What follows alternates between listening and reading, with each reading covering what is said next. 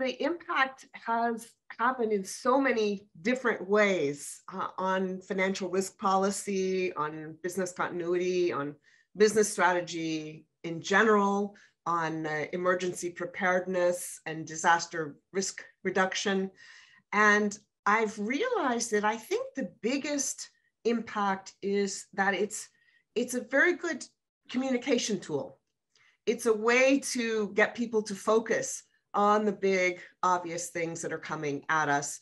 I realized that there's something that's very important, this connection between individual behaviors and organizations and broader societies and government decisions. And we've seen that so powerfully during COVID. And so I realized that it was important to talk about this feedback loop between individual personal responses and organizations and societies.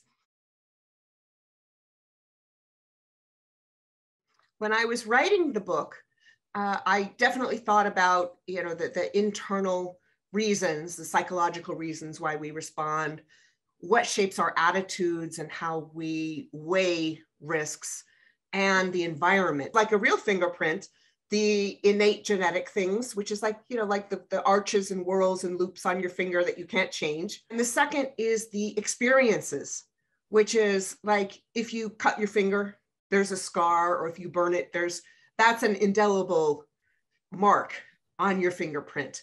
And it interacts with your original personality. Some people have a bad experience and they get past it and are willing to take more risks, and other people shrink back after something bad happening. So there's this interaction between those two.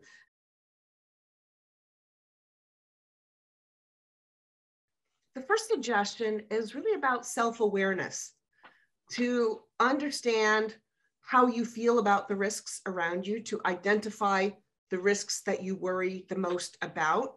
And just that simple act of identifying things and calling them out loud will actually start to give you a sense of power. And the self-awareness around what makes you more comfortable or confident about the things that you do have the power to change, or the things where people who have the power to change things, that can help you to feel less anxiety about an uncertain situation. Or if you're needing to make a decision, a choice that's a big risk, understanding what information you need to feel more confident about your decision. Or if you're the kind of person who tends to leap before you look, just realizing, hey, take a deep breath, talk to some people before you make the decision, and just try to develop habits that help to optimize your strengths when you're dealing with risks, and where you're weak, find people who can help to hold you up so that you can make better decisions. So it really all comes down to self-awareness and focusing on the gray rhino risks that you do know about. We're in such uncertain times where so many things are happening that we can't control, we don't really know about.